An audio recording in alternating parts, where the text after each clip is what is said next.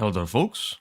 Hi there. As you can see, it's another episode of Würfelcast. Hooray. It's episode 87.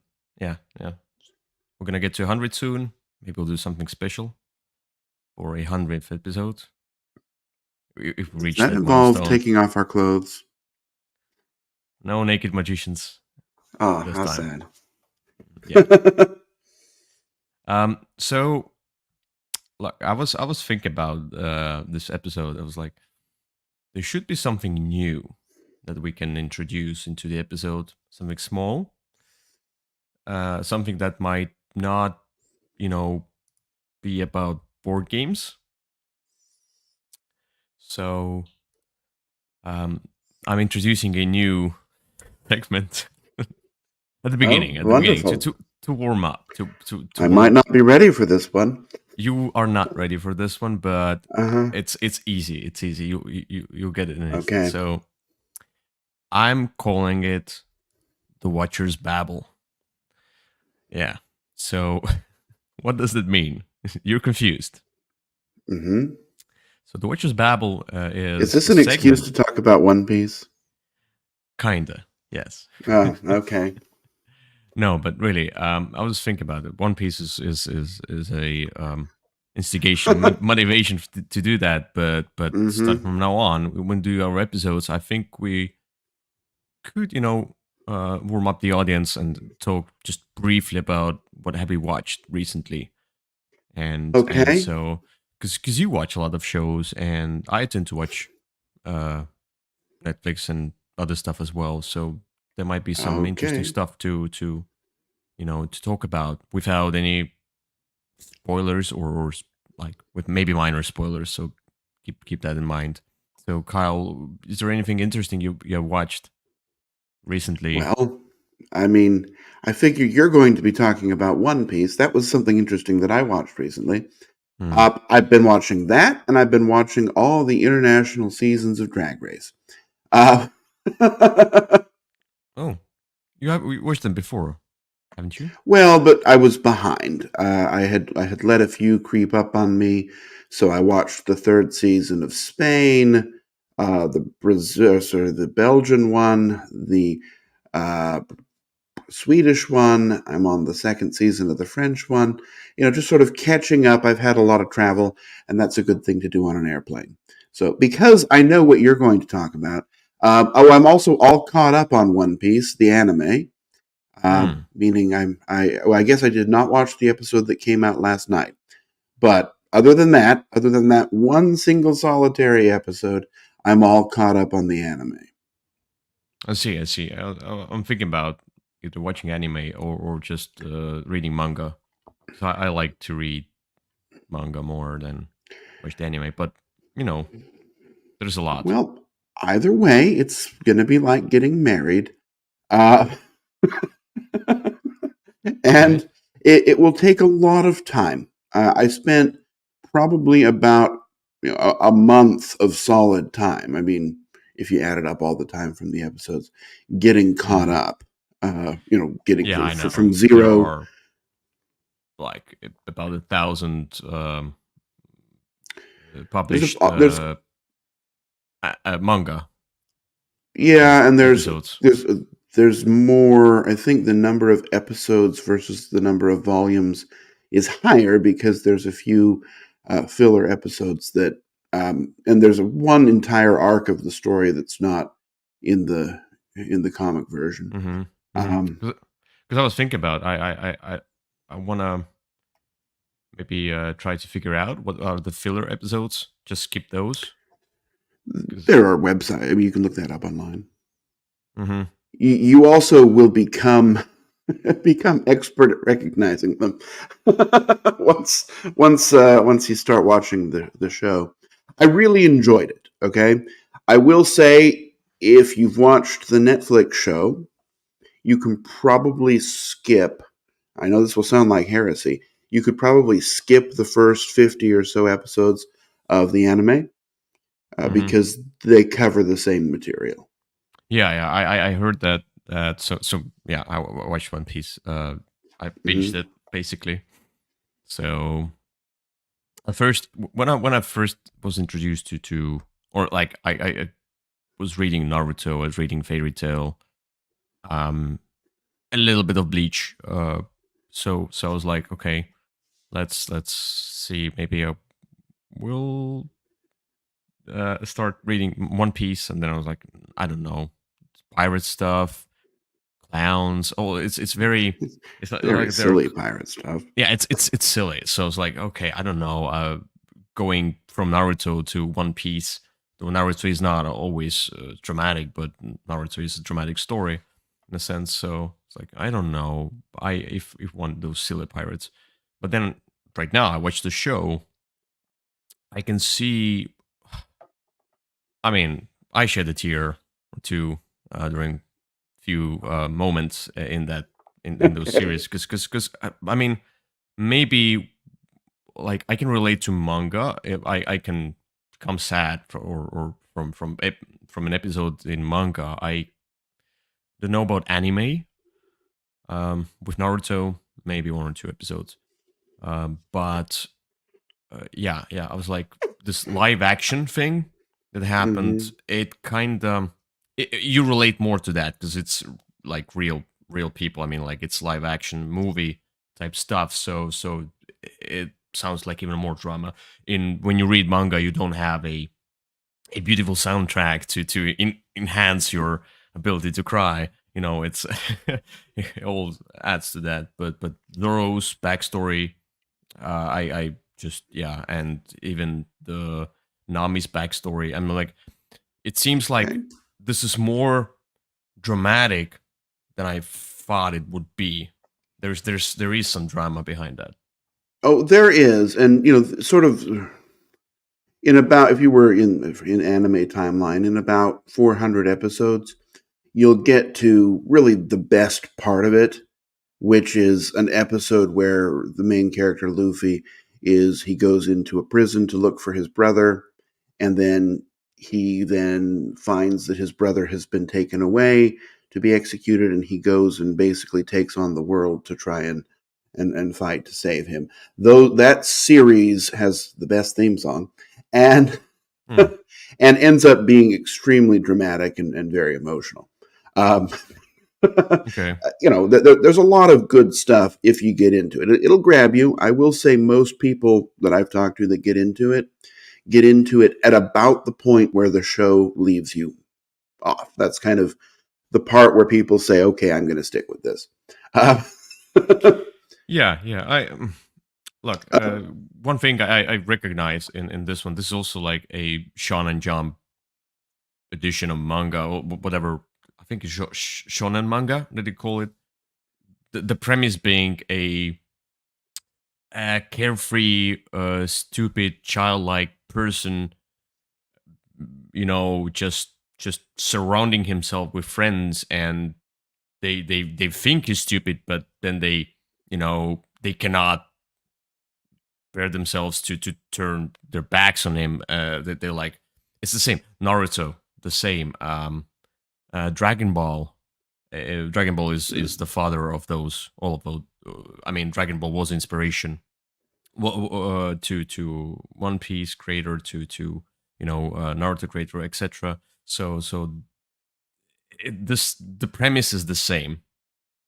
You have a okay. carefree childlike person just roaming around the world and doesn't know what is evil really. He's good throughout, good person. He does bad decisions, he does good decisions, and so they I like that idea, but they become stronger and stronger throughout the whole friendship Mm. and finding their place, finding people in the world and encouraging. So one main thing, like I saw in the live action movie, it's like I love Naruto a lot.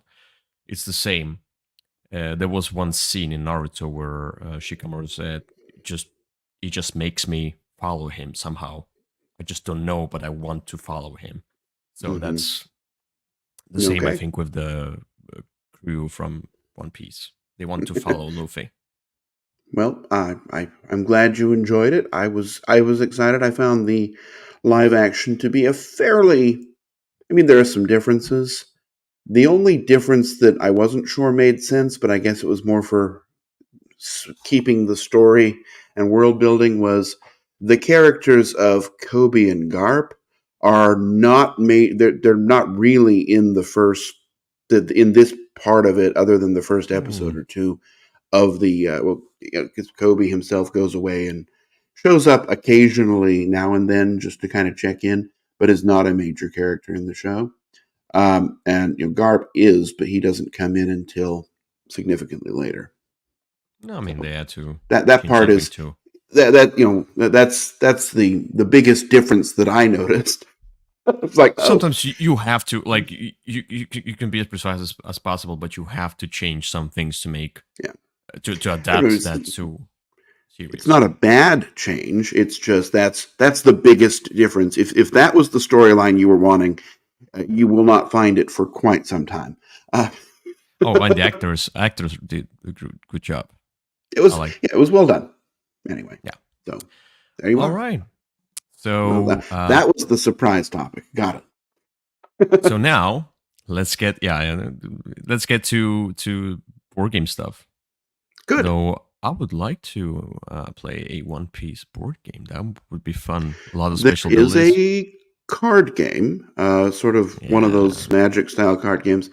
I have not played it yet. I found a bunch of the decks online, but they were in Japanese, and I decided not to buy them because I No, can't read Japanese. I'd rather do a Witcher type. This adventurous or Forgotten Okay, Waters type One Piece. Be very cool. well. All right, recent plays. Recent plays. So Kyle, All what are you right, so playing? the theme today is table hogger board games, and it just so happens that the thing that made me think of this topic was a recent table hogger board game that I acquired and have been playing quite a bit lately. It Mm-hmm. is brand new, hot off the presses, and the game is called Great Western Trail, New Zealand. Okay. So, all right, there's Great Western Trail. There's Great Western Trail Second Edition, which is the same game with different artwork. There is Great Western Trail Argentina, which takes the rules of Great Western Trail and puts them into another setting, but doesn't change that much. And now there's Great Western Trail New Zealand. First big difference, it takes up a whole lot more table space. You can see that these large tables in the picture put together are barely holding everything. Uh, Mm-hmm. Second difference, it has replaced all of the cows with sheep. And the Okay. third difference is that it approaches the game with it's an interesting iteration because you are still doing the same basic thing. You're moving ahead a certain number of spaces, selecting an action, trying to present a hand of cards when you get to the end of the trail that are all going to be different. That is Mm-hmm. your goal. Still your goal. But the way that this game handles it is a bit differently. Each card has two values on it now. You can use a card sort of for its end of the trail value, but you can also, if you have different cards along the way, you can turn them in for their shearing value. You can shear your sheep and sell the wool. And what that does is it enables you to dump some cards midway through with the same sort of benefits as doing it at the end of the trail. So you can still put your discs out, unlock abilities, things like that. Mm-hmm. And it gives you a large influx of cash during the trail, because it used to be that you would sort of spend all your money as you walked up the trail and then get a whole bunch and start over and then spend all your money. So that's one big difference, is by having this kind of a midway point to flush your hand, get rid of stuff you don't want, and get an influx of cash. It kind of keeps the game less. Well, you don't feel quite as much penury as you do in regular Great Western Trail. Secondly, there's a variable deck of cards. You're going to pick four of these cards each four of these stacks of cards each game that are going to be additional bonus cards. And then there's some other additional cards that go in. They kind of sit off to the side. They go into your deck, and they make it feel a little bit more deck buildery, because when you when these cards, they give you a great bonus, and then you discard them and draw a replacement card. So it helps you to kind of get more stuff along. They're nice rewards to have. It's a great approach to Great Western Trail. I'm not ready to say that I like it better than the original, but I'm pretty close. Okay. Yeah, I've played Great Western Trail, so I I don't know. would say that this is probably not the one to start on. I think some of the Great Western Trail itself has somewhat of a learning curve. Your first game, regardless of which version it is, ends up being a fairly wide divide in scores. Uh, a second game, though, you could jump into this one no problem. It uses the same icons that are used in Great Western Trail, which for some people are a little problematic because minus is actually a plus. It has a minus cost, that's additional cost, and a plus cost is a discount. Uh, some weird choices there, but once you get your head around them, if you've already had your head around them from another version, your head's already around them here. But it's a great implementation. It's by far the easiest, the least tight of the sets of Great Western Trail in terms of feeling strapped for cash. I think it's fantastic. It is a table hog, but I'm willing to make sacrifices. All right. Okay. Yeah, that's reasonable. That's based on our today's topic of the day. So Well, I try and keep these all somewhat relevant. very good. All right. So mine is Flotilla. The WizKids game, and to be honest, I would say this is also a kind of a table hog Oh, great. because you Mm, can see there's also two tables, and it seems that they haven't expanded their network yet that much, but so Flotilla is a Euro game that throws so many different mechanisms at you. You're kind of building up your card pack, uh, and playing them as those role cards. It's not a deck building, so you can play any card from your hand. Like you can see that from Mission Red Planet, Fight Duty style, and things. You just play a card, and then there's one card that when you play a card, you can play it again until you take it back into your hand. There's a captain card, whatever, that brings all the cards back into your hand. And it's a game about exploring the sea, the futuristic kind of a apocalypse setting a little bit. With radiation, you get radiation. There's a lot of random stuff. You pull the ocean tiles from the bag. Then you deploy ships. You build new ships to scavenge for resources. All the different resources that are, I don't know what they are, like yellow, red, green just colors. I haven't really thought of what are they thematically. I don't think it matters those are really. some of my favorite resources. Yeah, and there's also stock market thing because you sell, you buy the resources, and it will fluctuate it will change the market price of resources, etc. So there's the tracks that you follow as well, so you can get bonuses. You build the towers, and then this whole game. There's a lot of game, and there's that. I don't remember the basic side of those planchettes. I don't remember what it was called. Let's say the C side. So and the cards and everything is you start with the C side. But when you play captain to gather your cards back into your hand, you can decide that you go to the sky side, something like that. And that means that you will basically turn over all your ocean tiles and things and stuff. And you turn over your cards, and the other side of the cards is the sky side. And while you're in the sky, you start building those rafts, those constructions to earn points. And you cannot go back to the seaside. You have to stick with the sky side now.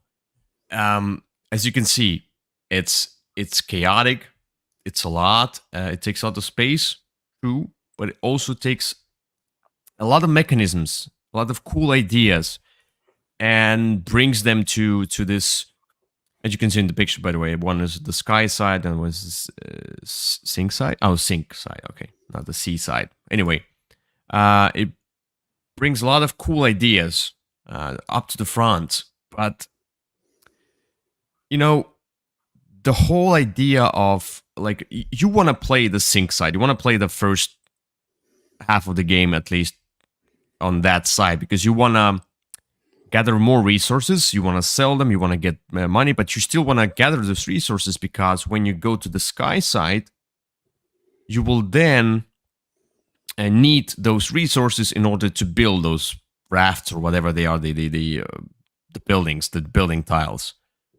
And they are a little bit different, but it's like you play this one game though with some random elements. For example, if you're unlucky with the ocean tiles, you're unlucky with the ocean tiles. You know, you pull them from the bag. And if you're lucky with the dice, like how you gather resources, you roll dice. And if you get a lot of radiation, that's minus points straight away.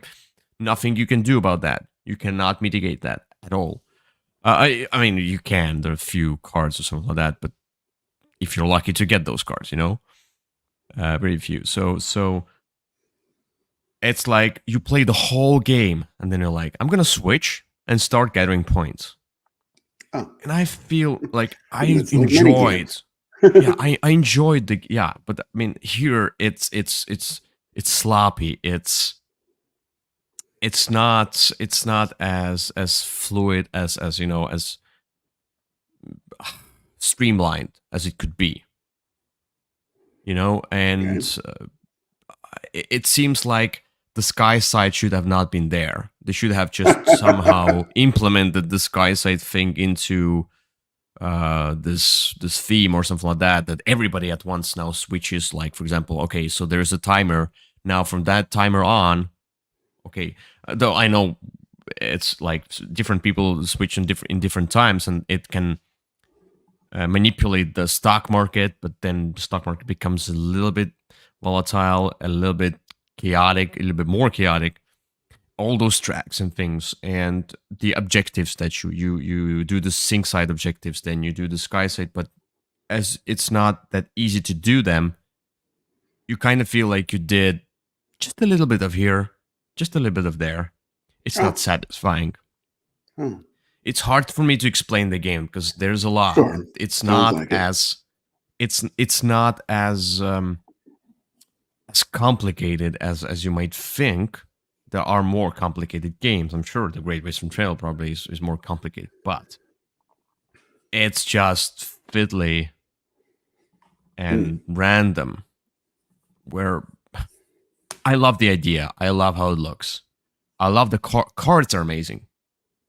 Though, one thing is that when you play for the first time, all of those cards, it's a lot of information.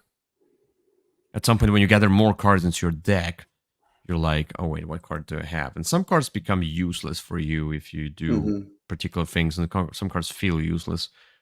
And you're like, you start forgetting what cards do you have in your hand. If that would be like exchange, the less valuable card for the more valuable card, that's one thing. But you are basically gathering even more and more cards. It's too much information, in my opinion. Sure. So, I don't know, Flotilla is a great idea, but such a bad finished product. I don't know how to explain. Okay. It's the execution. Yeah, the bad execution of a great idea. All right. Well, there you go. You play that? I have not. It did not look all that interesting to me. So, and maybe I won't now. We'll see. No, I mean, you shouldn't take my word for granted, but you might like it. No, there's a lot of games.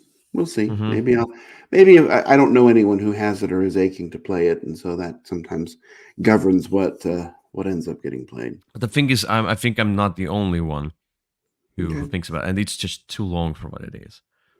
We played the 4-player game. Things. When we Ooh, played the 4-player game, everybody agreed on kind of the same all right. thoughts. So if all four Very well. players feel about that, and we are all different gamers, we like different stuff. So Okay. let's get to the crowdfunding. Okay. So Kyle, why don't you tell me about your obsession with? Yeah. All right. So currently, I don't have a lot of games that I'm supporting on Kickstarter or elsewhere. The only one that I had that seems like a dry spell, I guess, and that's okay. Or maybe it just means I have not found things I desperately need. The one that I see that looks interesting and ridiculous is on Kickstarter Cat in the Box Colossal Edition. So, Why? um, Why? this is this company has put out the colossal editions of its two sort of mainstream popular games, which were Castles of Mad King Ludwig and Suburbia. And this is Yeah, sort of their newest entry, that's a new which one. is an oversized version of a game that fits very nicely in a small box. This one definitely looks like it's not the kind of game that needed the colossal treatment. It's still going to be a relatively small card game. I find the card game to be intriguing and enjoyable. Not everyone does. It definitely has, Yeah, you it's know, okay. issues with it. But it will have nice components, these nice trays to keep your stuff in, and a little cat marker to just sit there and I guess mark the first player. You can get a large plush as well. None of this is stuff you need. I would say, if unless you're a huge fan of the game, you can probably just buy the game Just uh, buy a plushie. Just or buy buy a the plushie. plushie. Uh, If you love I would cats. say this is one that the Mad King Ludwig and Suburbia versions have replaced the originals for me because they have everything in them. This one, I don't know that it does. It probably has everything in it, but I don't know that it's going to take the place of the small, easy to travel with card game that that it's trying to replace. I do see that the color choices maybe are a little better than in the original. Like some of the token colors looked very similar. Uh, there's that, but that's kind of a big solution to a small problem. Anyway, it seems like lots of people are interested in it, though, and that's good. And I'm sure it will be exactly the same as the version that already exists, just bigger. Look, Have you signed up for it yet? will say it right away. It's one of the stupidest ideas I've ever seen. I mean, this is a tiny trick-taking game that is made into a whatever colossal. I can. This is the marketing thing. They are so in need of the money. It seems because if you look at the goal is 5,000 for colossal editions. Such a production 5,000 is just nothing. So they just put any kind of goal to just collect money up front. They do have the money; they could print that and go right into retail. Of course, they're thinking. I'm sure they're thinking themselves. It's such a stupid idea, but some people will still give money them to them. Well, and it does say it has two new expansions. That'll be nice. The one thing I hope is that the cards are the same size as they currently are, because if the cards are too big, then they're not really very usable. First of all, Cat in the Box, though a rather popular trick taking game, I'm sure it will be forgotten very soon, as many trick taking games do. It's not a it's not a future classic game to right away get a colossal edition. If it would be like, okay, it's a 10th year anniversary, let's do something stupid, let's do colossal edition. Okay, I know that Cat in the Box is the reimplementation of a Japanese game or something like that. Is it or like Yes, Korean? it I don't is. remember I Asian don't game. know. Anyway, yeah. So Are you saying that Japanese and Korean are exactly the same to you? No, I said or. Uh, I don't know. Yeah, Well, it's I told you it's such kind a of a dry spell. stupid idea. It's just plain stupid. It's not. I cannot say more or less stupid. So you're not going to click back me now or back this project? No, Oh, okay. no. And by the way, I learned a phrase in Chinese because one of my colleagues they speak Chinese. So I'm like, Good. I'm glad. I'm not sure how that's related. no, we would say it about Japanese and Korean. So, but it's not related. But I told her to teach me how to say that I want to go eat hamburger Okay. because I'm like, and she said I think it's 我想去汉堡包. Huh? Okay, great. So now I know how to eat hamburger in Chinese. That's wonderful. Anyway, let's get to some real stuff. Yeah? Okay. No more colossal. Normal. Very well. Anyway, I'm What a game found. mediocre project have you selected? Yeah. To be honest, not many projects out Yeah, there. it's kind of Uh, rough. For you, I n- thought you'd do that Peacemaker one, but no, uh, I enjoyed the 'cause you play of liked it, that but game. it's not. I'm not kind of as excited. But Hmm. have you seen that there's Mystery of the Abbey, the new edition? It's already finished its campaign about a month It's ago. finished. Yeah, that's I'm still featuring it. It's finished, but you can Oh, still okay. late pledge. Sure. I'm About a like month ago. for me it doesn't matter. All right. Uh, it's still I just saw I looked at all the projects. I'm not interested in any Hmm. of them, so I was like, okay. But I saw Mystery Abbey. I'm like, okay, so this is a deduction game. Yes, It was rather cool. I played the it old was. version. Hmm. So this one has the Abyss Shadow expansion, something like that. But it's just a family game. Though Yeah. I don't remember dice being used there. I think there were some dice that were used in the Bell phase that had some sort of special effect. Maybe. Yeah, it was so long time ago. But anyway, Mystery of the Abbey, if you still want to get this one, and it's a classic. Yeah, Seriously legit. artwork's been redone. The only problem, and I'm giving this one a try, but this company it does great productions on lots of things, but then leaves often some core components underproduced. Like they did this Cleopatra game. Yeah, you see it. Hmm. It was very lavishly done, but the cards themselves were the thinnest. I mean, they were just slightly thicker than a piece of paper. Uh, Okay. Everything else was fantastic, except the cards were awful. So I don't, and I have not participated Cutting with any of their. costs on some stuff But so it they was a can produce more weird minis. thing. It was Yeah. a weird thing to cut the costs on because everything else they went way, way, way in to the point that it actually got in the way of play. Uh, so I don't know. This company has a poor record for me, but I'm willing to give this one a try because there's not that much. I mean, it's pretty much just there are some. I believe there's some cards in the game, but not very many.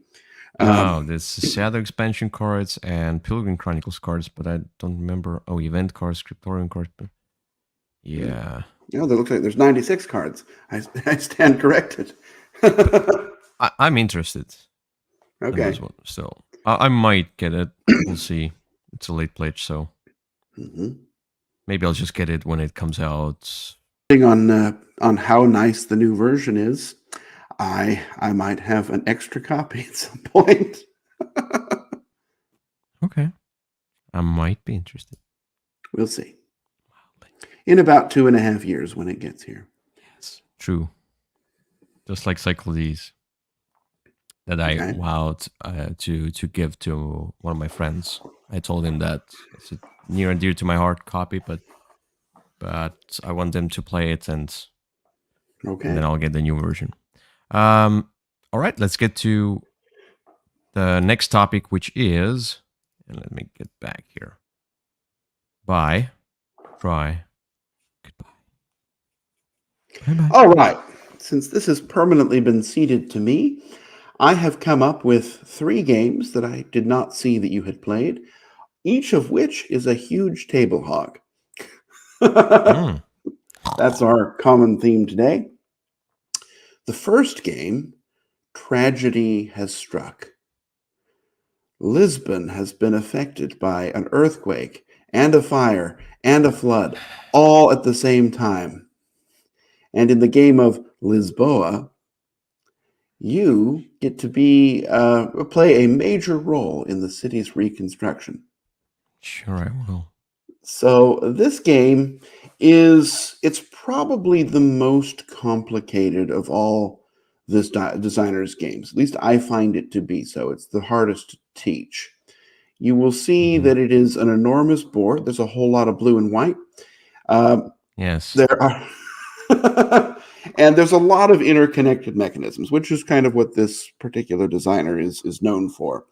And so you are trying to use those mechanisms. There's an interesting sort of on the right hand side of the board is this street area, and you're kind of clearing the rubble off of these columns, and that's going to allow you to score.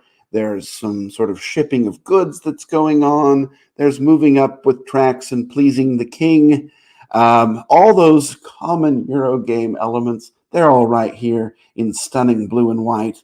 Uh, it's a complicated game. It's a good game. I actually think it's probably his best game, but it's also the most, I think, to process.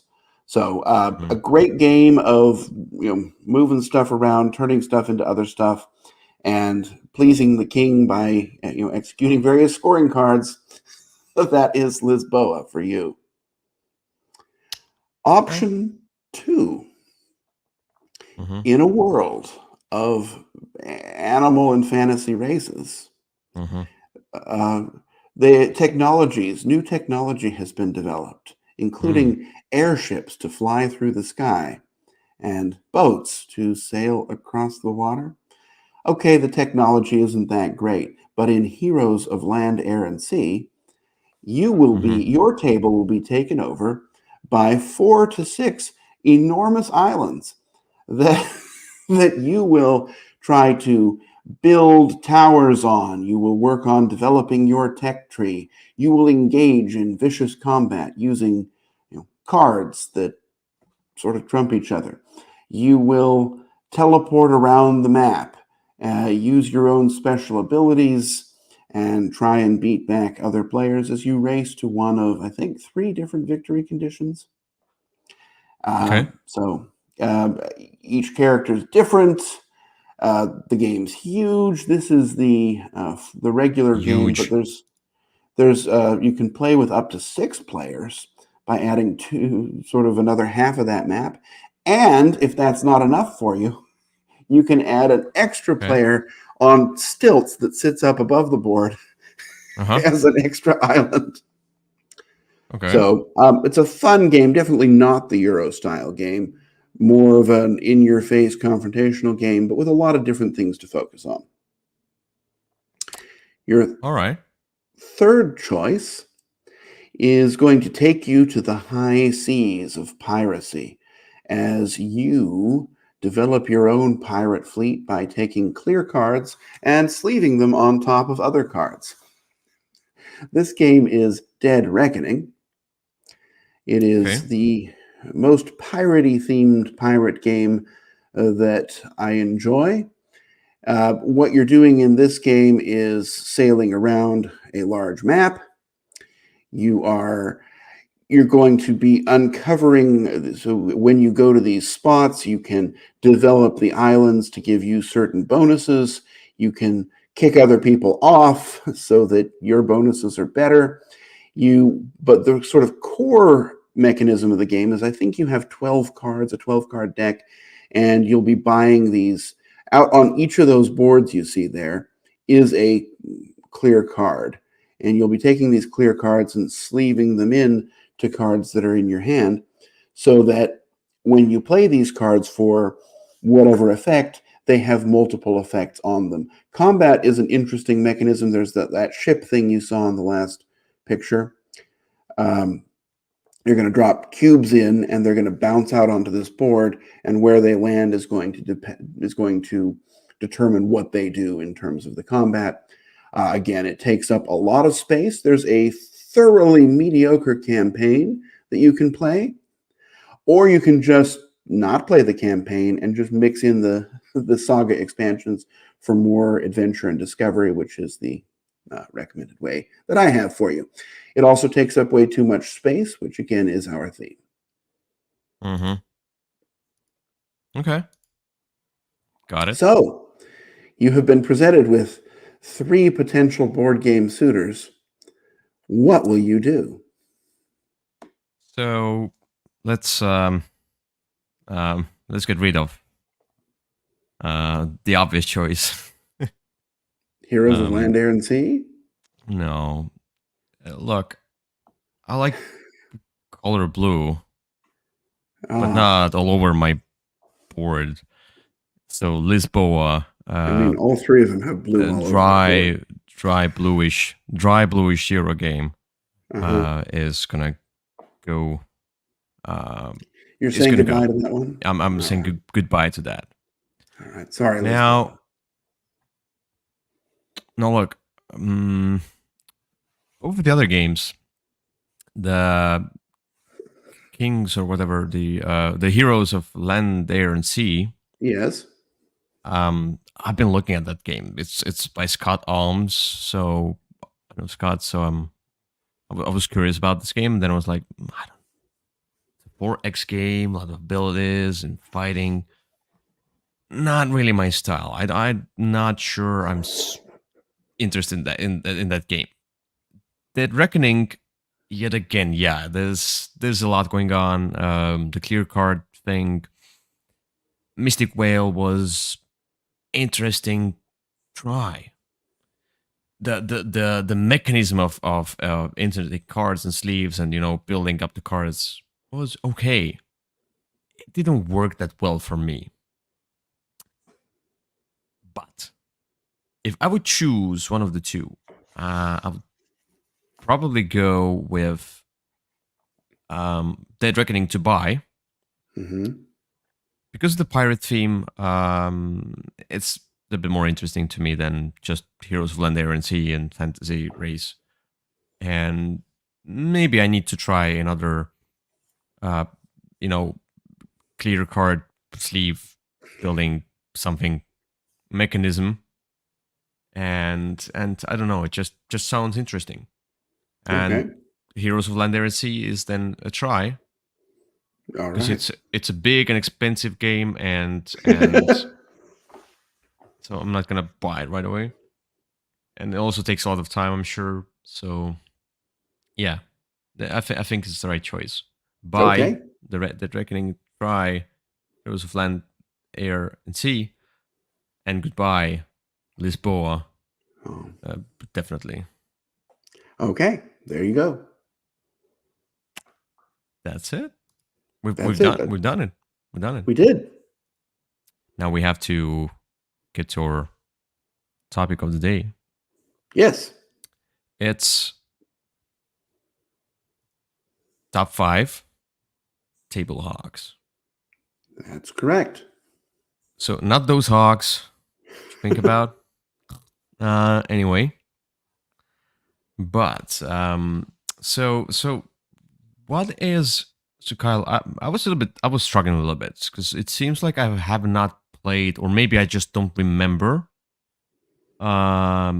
many games that are table hogs, or some games they kind of feel like table hogs, but are they big enough to be called table hogs? It's like I had this long debate. A matter of perspective. Yeah, it's there's many games that take a lot of space on the table, but for me, table hogs are something that I have to now. So I have this extendable table, so I have to extend the table all to the max in order to fit the game.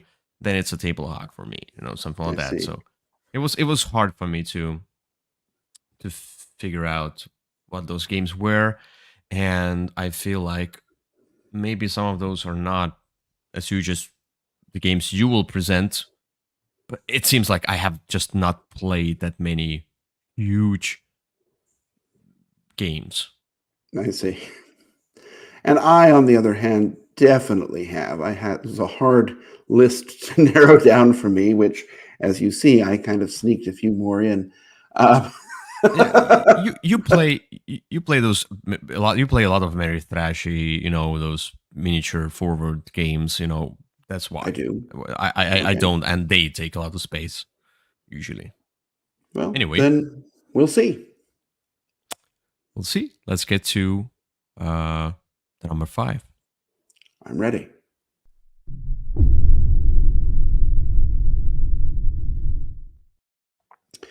My number 5 is a game that I know you have played. This game has been its table presence has been somewhat reduced by the issuance of a playmat that keeps things a little bit more tight. Contains. But even with that playmat, or especially before, this game features an enormous board. It also features several large individual playmats that are laid out side to side with room for cards around them as well. And that game is Tapestry. That was on my short list. Okay, well, then you will not debate the fact that this one is a huge table hog.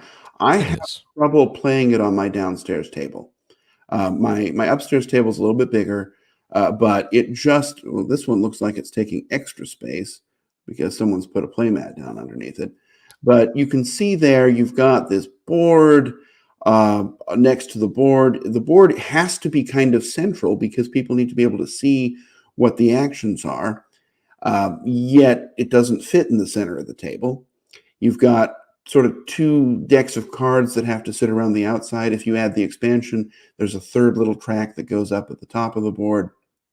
It just is a very big game in terms of the amount of space it consumes. Those player boards, of which Yeah. 2 are very big as well, they're not going to fit in lots of orientations.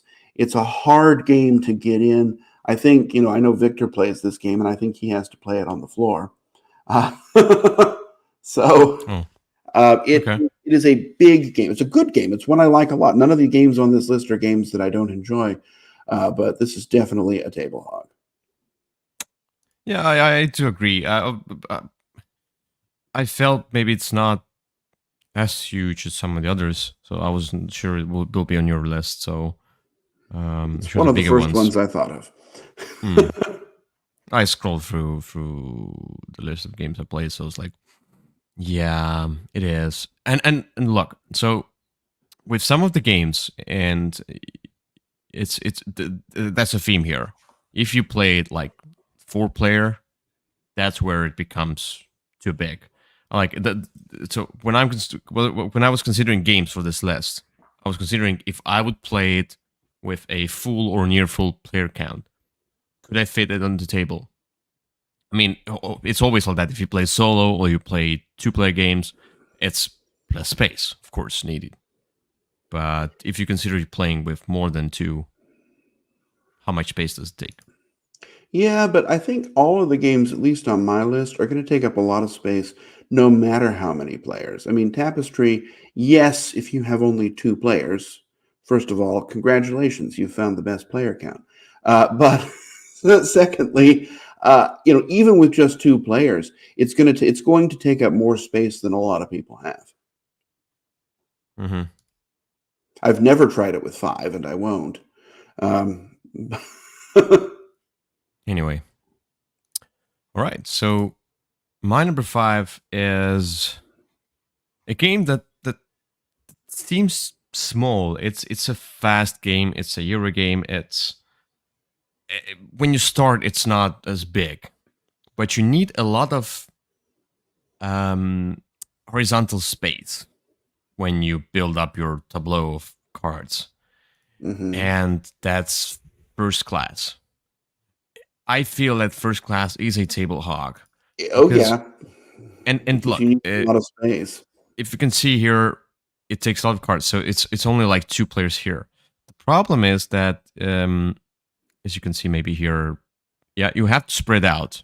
So you need a central thing for the row of cards, so you can pick from those cards. You need to put other stuff, and then you need a whole left and right side for your um, the train or whatever, the train cards. And then you Right. lead like so the right side will expand further than the left side, of course, but still you need to have room on your left side and on your right side, and quite a lot of room, because you will definitely go to the card 10 or 12. What was it? Anyway, so Right. you definitely get to the end from here. I think it's 10. And they're small cards, but you put them all together and it's a lot. Yeah. Plus, if you stick the cards on top of the other cards, and then it just takes a lot of space It does. uh, horizontally. So if we play 4 player, that's where I said that it depends on how many players you play. If you play 2 players, I'm sure you're gonna fit it. If you play 4 players, you need to find A very long table. you need a long table, and you need to find room for 4 people to fit their stuff horizontally, Yep. and it's a problem with this It game, is. but still a great game. You can see, That's how true. much it extends. If you took the cop, and then the whole thing extends that way. Sure. This is all your just one That's player's one map. person. Hmm. Yeah. And it could go to the left as well, depending on what cards you get. I mean, yeah, you go to the left. You don't go to the left that much as you go to the right. It's easier to go to the right than left. Anyway, a great game, by the way. Love It this is. game. All right. Don't hog my table. Let's get to number 4. Let's go.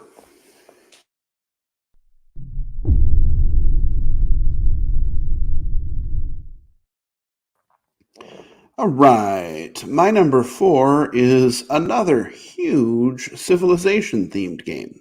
For some reason, those tend to be table hogs. This one, the theme isn't that strong, but it's a quick action game. I had some large player mats that I had to have my friend cut the bottom strip off to keep track of certain tags. This game is Mosaic. Now, I do have a True. large edition. I don't know how, but I'm assuming the smaller edition still has this enormous board in it. It's technically, I believe, a 6-player game. Right. Oh, that's not the same one. Uh, Yeah. there I'm you trying to find it. go. That was the wrong one.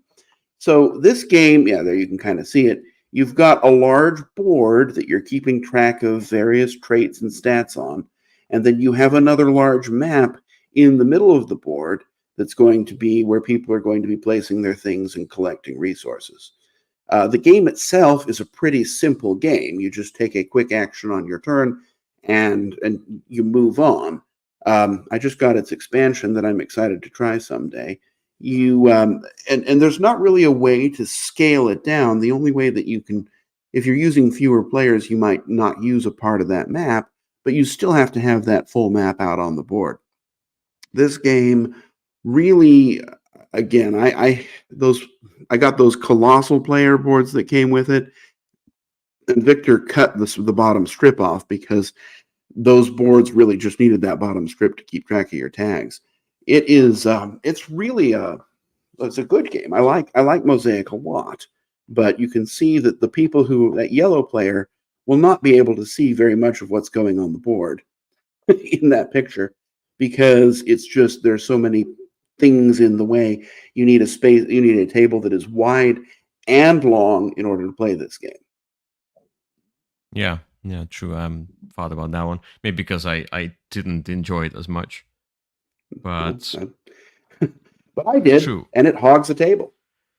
Yeah, but I understand that this is a bigger version of that game. So there's a smaller version as well. Well, I think this one looks like it is maybe the smaller version. No, those are So the this huge boards there, I think. So, and that but that even was even only the smaller version barely fits on that large table I had upstairs. I think this That's is the a small small version. version. That's the small version. It's not. It's really only smaller by not having that thing on the bottom. Okay, got it. Yeah, true. It's a table hog. I was considering. I don't have on my list. I was considering Empires: Age of Discovery. Yeah, that one Basically, also is. I didn't put it on my list for some reason. I don't know, but yeah, it's also kind of the same. Huge Hmm. board, and then you have your own boards and blah blah blah. Yeah, takes a lot of space. Anyway, that would have been. You can still find a lot of table hogs. It's just Oh yes, you five, can.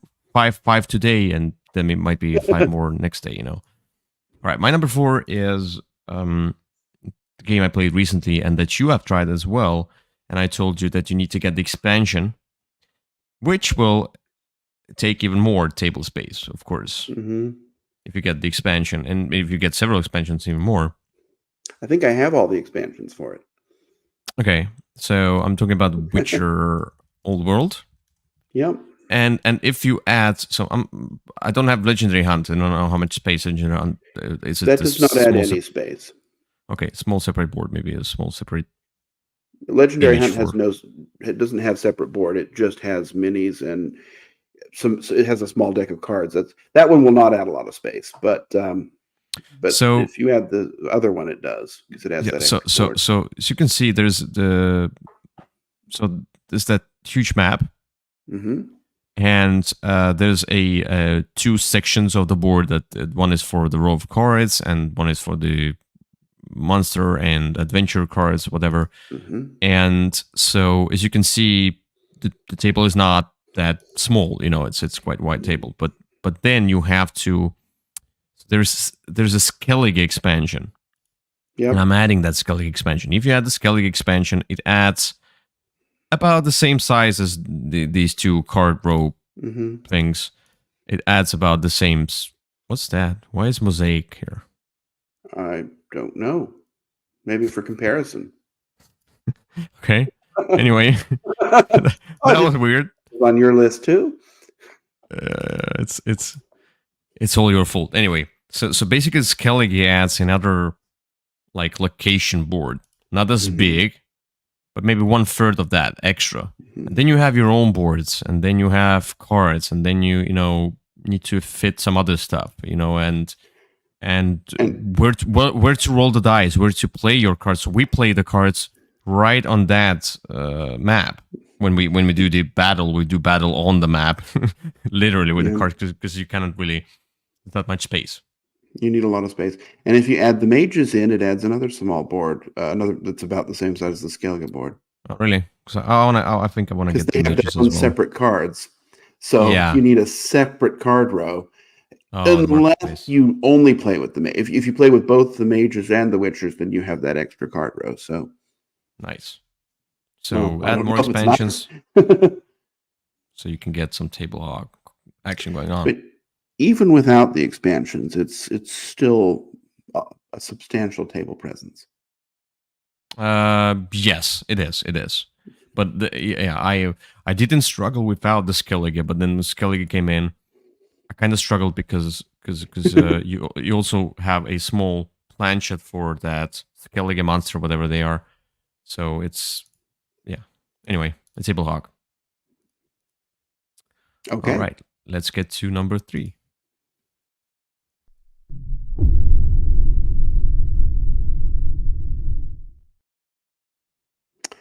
All right. My number 3 is a classic, a modern classic, as it were. It is a game, again, a playmat that you can purchase from a third party on Etsy. Helped Mm-hmm. this tremendously.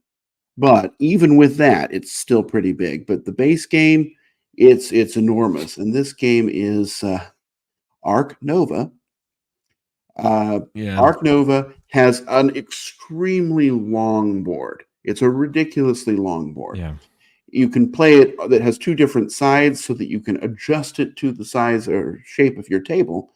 But it needs a very long table. Players have their own play mat, which is large and needs to be large in order to accommodate all the things that go on it, and then also need a lot of room below the play mat where they can easily move cards back and forth in this river. You also need a separate sort of card area for cards that you've played so that you can keep track of your tags. You can stack them to kind of stagger it a little bit, but you then have a tray of these tiles that you're going to be taking from, a tray of the money, keeping it organized in some way.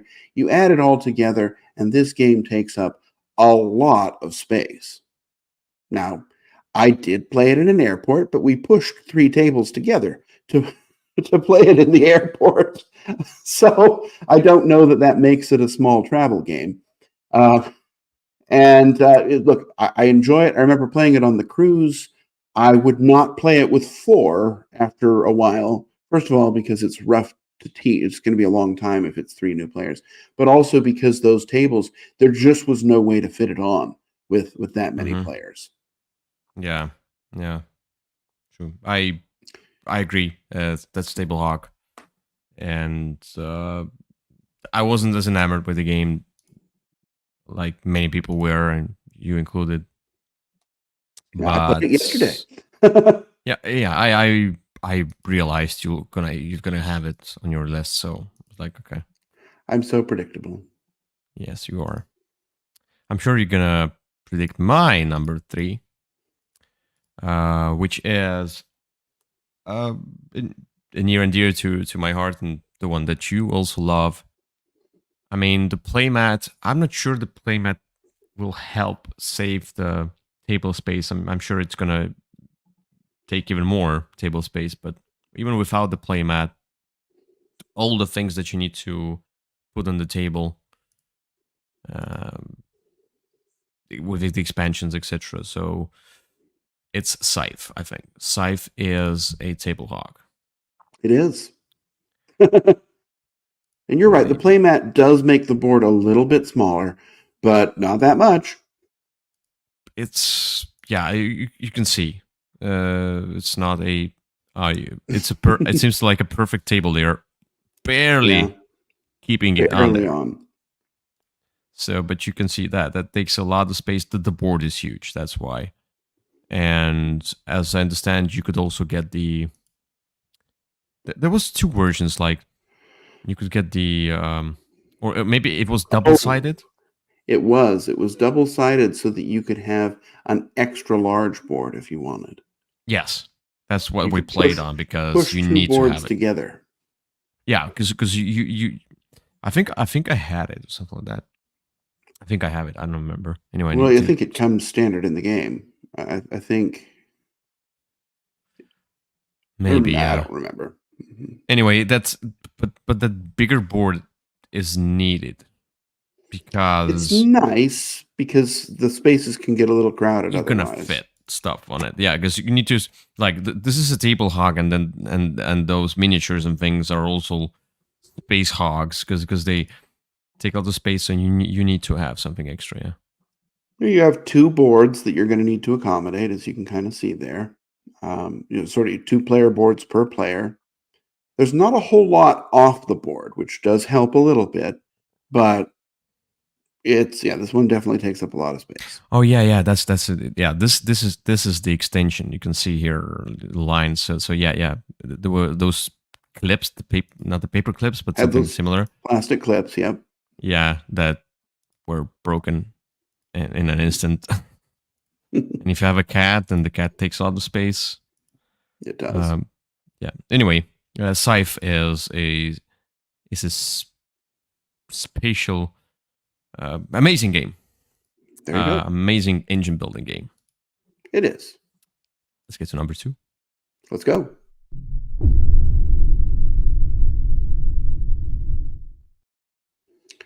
All right. My number 2 is a table hog, both in terms of space and in terms of And time. time. Yes. Yeah, I Do got you it. know what it is already? I got it. Space and time. Oh, okay. Chip theory game. No, this is not actually.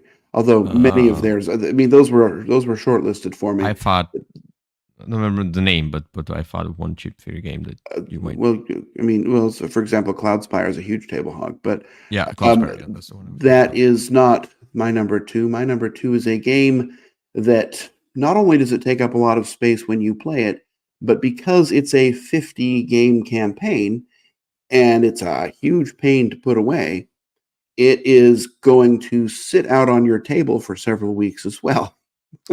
That game is Gloomhaven. Gloomhaven. Yeah. The Gloomhaven. So, All right. yeah, and Yeah. Frosthaven probably also. I haven't really gotten into Frosthaven yet, mostly because it's going to take up my whole table for so long. Um, this game has these large dungeon tiles that you're going to have to set out in odd configurations. It's going to take up a lot of space, sort of that portion of it. There's also several books that end up needing to be open for a good portion of the game. That then there's a market that needs to be up. There is your own individual player board, which is going to take up space. You need room for all your cards and things. Excuse me. This game really is going to take up a lot of space, and then because it is such an absolute pain to set up, you're just if you like the game, you'll leave it out so that you can kind of come back to it very quickly and easily. But even then, it's still going to take up a lot of space and be a pain to set up. I enjoy the game. I enjoy it a lot, but it is definitely one that the thought of getting it out makes me think about not getting it out. Mm-hmm. I got it. Yeah, yeah. I've not played this one, so it didn't put any games on my list that I have not physically experienced. You Good. know. So otherwise, I've seen Gloomhaven on the table. I could have put that on the list as well, but I'm not played that. So Okay. yeah, agree. All right, my number 2 is I'm sure you figured out it's going to be on the list because I think that I think when I started setuping this with Andy, at first it was like, yeah, let's play this, and then on the cruise, Mhm. and then as he saw me setting this up, then he was like, ooh, it's getting bigger and bigger, bigger and bigger. It's and I had the same. I think the last cruise there were people who were setting this up, Mhm. and there were 3 people. So I was like, can I join you? So I'm just gonna play something, and then one person, well, after we set up, one person's like, I think this is not for me. I'm gonna go. Like he was, Mhm. he was like he was. I was looking at his eyes. It's like his eyes, the pupils were like just increasing in size, and he was like, oh my god. What, now we need to set up this thing. I was like, oh, now we set up this thing. We thought like, oh, this is too much. Mhm. Like when you set this game up, it already feels like too much, and it's I'm sorry, that's anachrony. That So game does I take up a mean, lot of space. you could put the expansions in, and then just buy 3 more tables to fit in. And I mean, like, I have not like there's enough game in the base game. Plus, I have this. I don't know. I have the Kickstarter box, but like there were some expansions that like modules implemented into Mhm. the retail or whatever. I don't know if it's Sure. retail, but there's like extra things that you can put in There if you are. want to. There's enough game. Now they came up with the Infinity Box that has so much Even more. game that yeah, it's a lifestyle. You Mhm. have to abandon sleep and food and everything to learn all that stuff. And I've seen people who play this game. They don't look like they've abandoned food. mm, I don't want to comment. I don't want to comment on that. I can because I fit in that category. But you've seen me and I love the game. You've seen Fair me. enough. Yeah, so if you see me, it seems like I abandoned food a long People time ago. into this game have not abandoned food. Yeah. Anyway, so this it's an amazing worker placement game. Thematic. It's not as complicated as it looks once you get into it. But oh man, you can see it takes a lot of space. One It board, does. second, like so there's one board. Then your player boards are half of the main board, something like that, kind Yep. of a thing, almost, Yep. almost. Yeah. And then there's like if you play it a 4-player game, you can see there's a lot going on, and then you need to put your tokens and things in somewhere, and then the other stuff, blah blah blah. It's just a lot. Anyway, anachrony. There you go. My I agree. Number 2. Definitely a table hog. Wait till you see my number 1. Okay. Oh, that's my number 1. Okay. Let's go. Let's go.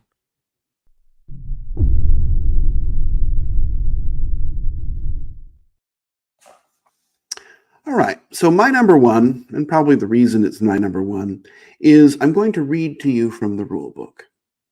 The first setup step: map out the game's footprint.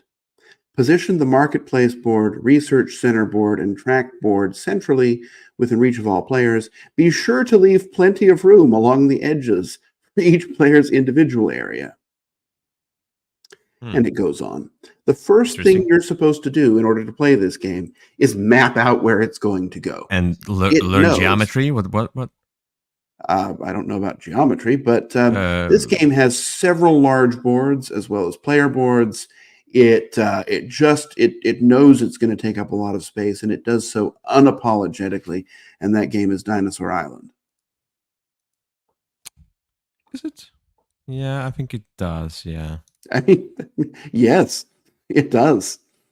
Yeah, it does actually. Yeah, I know. And that does not give you any perspective. Each of those boards is quite large. You'll see these people are having a little bit of trouble fitting it onto their table. Although, there you go. There you go. That's the one I know. You have a large board where you're positioning, you're sort of building your park and putting stuff in there. You have another player board, which is huge, that you're keeping track of your resources on. You also have areas for 3 different types of items. Some of them are cards, some of them are tiles. If you add in the expansion, you have another board. You've also got the boards where the different phases take place. This game is just enormous. And I do love that it warns you right up at the front, this game is going to be big. Make sure you plan for it. I think that's the way to do it with a game like this. Yeah, that's I didn't consider that one. Yeah, true. It is a lot of space. It's a table hog. It is. Table hog. All right, my number 1. That will beat your Dinosaur Island like a puppy. Because, okay. My number 1 is a game that is a table hog, even if you play solo.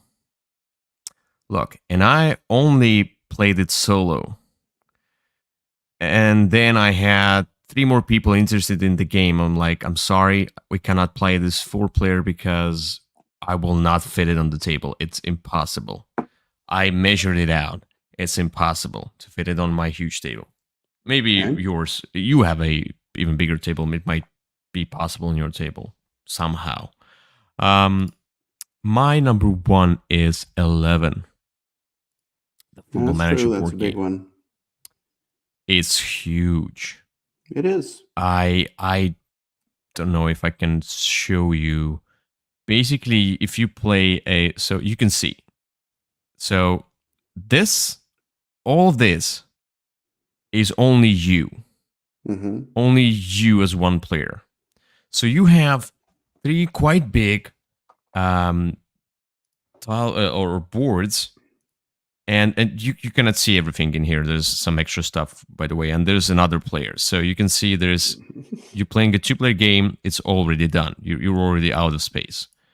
I don't know. I don't think I can find a picture, but you also have where's some extra this board and that board and that board. You know, it's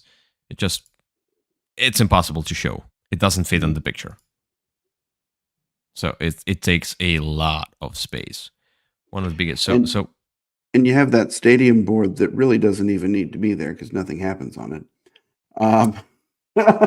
Yeah, I mean, like if you have expansions, and I'm curious about expansions because it's the stadium expansion, etc. But I'm also thinking about if I don't know what expansions add what. Do they take extra space? Probably they do because they were like international thing and the league matches. Well, I don't remember the competition cup thing, international cup, and some extra players. It's there's a lot of rules. There's a lot of space that needs to be covered. I mean, like, or it takes a yeah a It does ton take of up a lot of space. space with the cards and with the player boards. So the biggest concern is the player boards because you have 3 of them and they're all quite huge. Then yeah, it's I told my friends that I'm sorry, but 4-player game of 11 is not a viable choice.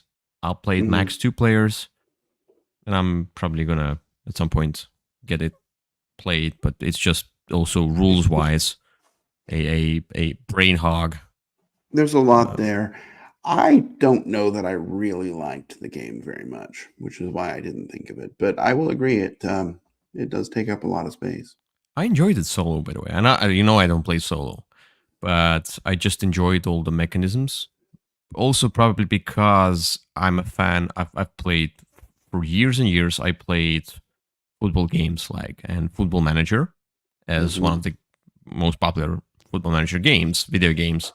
So I played that for years and years and years. So I Yeah. think that's probably the connection I have with the game. Okay. Yeah. I just did not. It didn't do it for me. I might give it another chance. I gave it several chances, but I might give it another one someday. But I agree. It definitely does take up a lot of space. All right, not a bad game. 11. And oops, I'm sorry. And that's You want my it. number one again? I can give you another number one. Uh, No, I don't need your okay. number. All right. Anyway, yeah, that's it. That's it for today. It is. Oops, that's one wrong button here. Sorry. Getting All old right. and pushing wrong buttons all the time. Uh, Oh, trust me. I know all about that. yeah, that was good. That was good. We had some surprises. We had some table hawks. You had to talk about drag race. You didn't have to. You You chose to asked me talk what I've about been watching. yeah. Um, I have But you been. like to Um, you like to talk about drag race. I So do. I didn't talk about it in great detail. what's your favorite country for drag race show? I mean, like the Oh, what's Thailand. Thailand? Okay. Thailand's the best drag race. Many people will, I don't know that everyone will agree. I think the most popular one of the internationals is probably Spain. And theirs is good as well. They have great hosts on that. Hmm. Um, Great the worst hosts. one is Oh, the Italian hosts. one. Okay, sorry. The Italian one, I'm dreading watching the second season because the first season was an absolute horror show. Um, but we'll see. Literally, It was awful. literally. Yeah, But we will see. I'm going to give it an. It's definitely the last one on my list. Mexico has been surprisingly good.